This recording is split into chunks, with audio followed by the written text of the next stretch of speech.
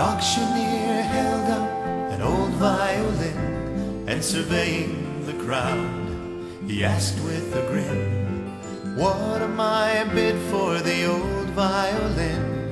And he held it up with the bow. $1 or $2, and who'll make it $3? Perhaps it has no real value, said he, but what am I bid for the old violin? And he held it up with the bow.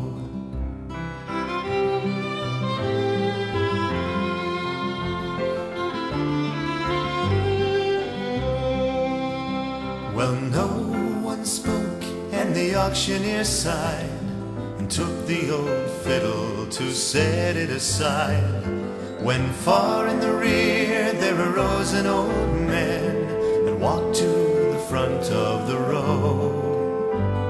He lovingly brushed the dust from its face and tightened the strings, put the bow in its place, then drawing the bow with a move sure and slow, the old man began to play.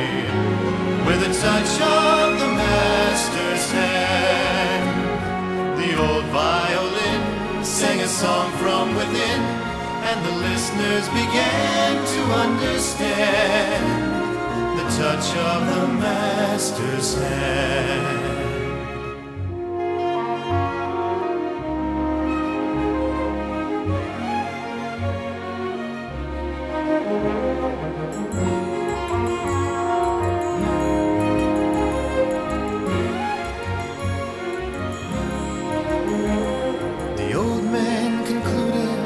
Shuffled away, and the auctioneer looked where the violin lay. Then raising it up, he turned to the crowd with a voice that was humble and low. "Who'll start the bidding? 1,000, said he. 2,000 once, and who'll give me 3? 3,000 going and 3,000 gone," he whispered, then turned away.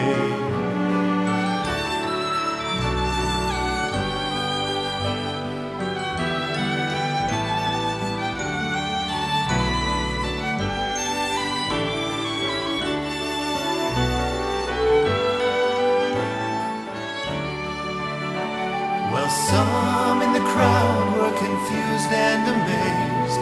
What changed the value from night to day? Is the old violin not the same as before?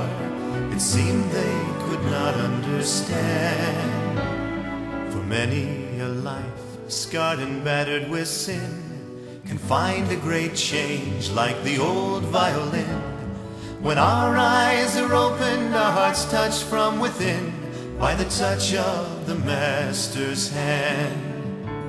With the touch of the master's hand, the old violin sang a song from within, and the listeners began to understand the touch of the master's hand. With the touch of the master's hand, like the old violin, our heart sings from within when we look on his face to understand. It's the touch of the master's hand.